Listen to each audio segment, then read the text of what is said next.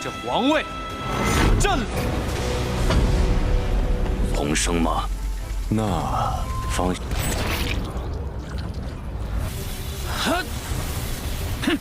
一只畜生！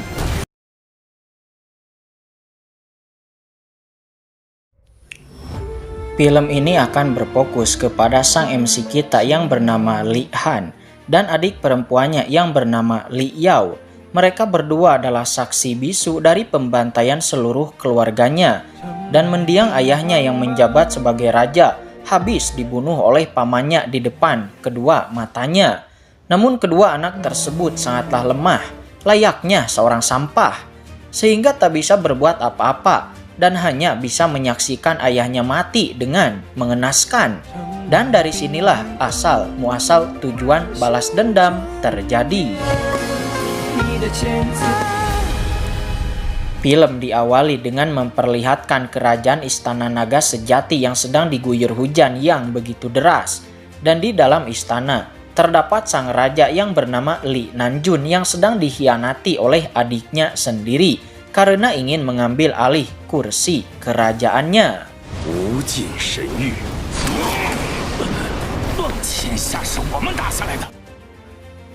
Akan tetapi kejadian itu disaksikan langsung oleh anak dari Li Nanjun yang bernama Li Han dan adiknya Li Yao.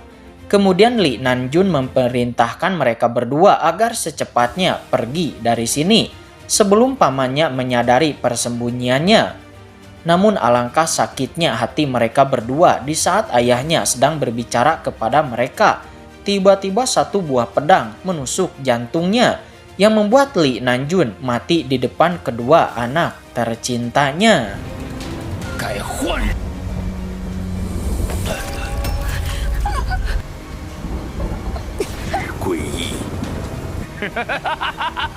Dan diketahui orang yang membunuh Li Nanjun adalah Li Tiansheng, adik Li Nanjun sendiri. Kemudian terlihat pengikut Li Tiansheng mengucapkan selamat atas keberhasilannya dan dia pun tertawa terbahak-bahak. Namun kemudian datanglah sekelompok immortal yang mana mereka adalah dalang dari semua kejadian ini.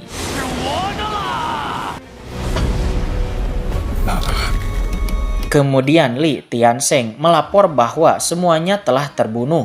Namun para immortal mengetahui berkat token kehidupan yang mereka bawa bahwa masih ada dua orang anak yang masih hidup. Sehingga para immortal menindas Li Tiansheng karena tak berguna. Sebelum kemudian mereka pergi untuk mencari kedua anak itu.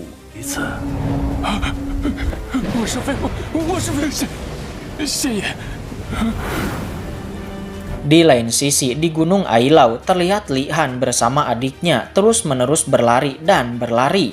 Namun tak tahu kemana mereka harus pergi. Hingga kemudian Li Yao menyadari bahwa ada sekelompok orang di langit. Dan itu adalah para immortal. Kemudian salah satu dari mereka dengan sadisnya melancarkan serangan yang begitu dahsyat.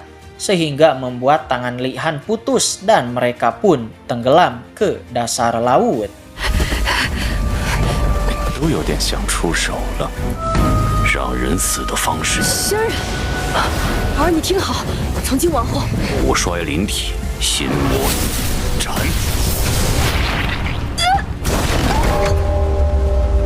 Kemudian terlihat token kehidupan berubah warna menjadi warna merah dan itu menunjukkan bahwa Li Han dan adiknya 100% sudah mati. Akan tetapi di saat itu tiba-tiba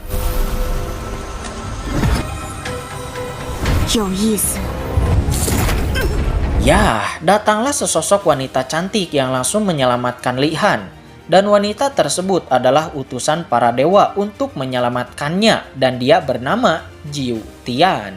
7 tahun kemudian di istana Jianlong, terlihat Li Tiansheng yang nampak sangat terkejut melihat token kehidupan Li Han masih aktif. Dan mana mungkin itu terjadi? Karena 7 tahun yang lalu Li Han benar-benar sudah mati. Namun kemudian datanglah sesosok misterius yang mencibir bahwasanya mungkin saja benda itu rusak. Akan tetapi di saat kekhawatiran itu tiba-tiba terdengar teriakan seseorang pengawal bahwa ada pemberontak yang masuk secara paksa dan mencoba untuk menghancurkan semuanya. Dan ternyata itu adalah Li Han.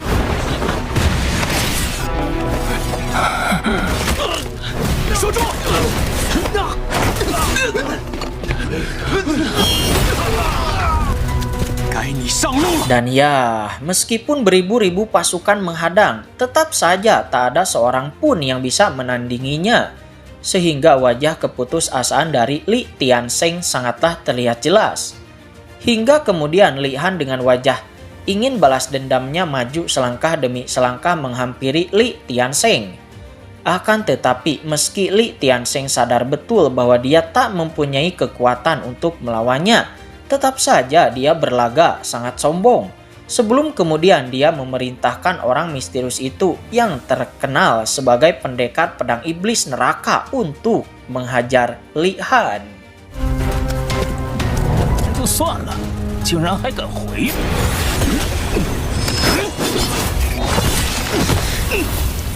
Tak disangka pertarungan mereka sangatlah sengit sehingga Li Tiansheng sangatlah terkejut bahwa Li Han punya kekuatan yang begitu besar.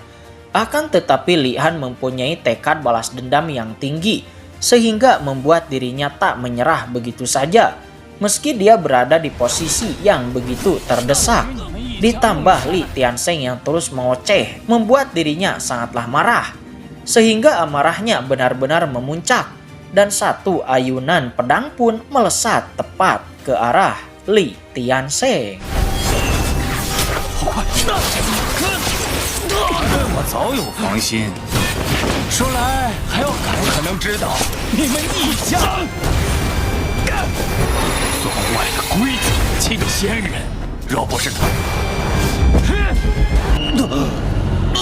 Dan ya, hal yang tak terduga pun terjadi, di mana pendekar pedang iblis itu berhasil memblokir serangannya dan membuat Li Han tertusuk tepat di bagian tubuhnya, sehingga musnah sudah tujuan balas dendamnya.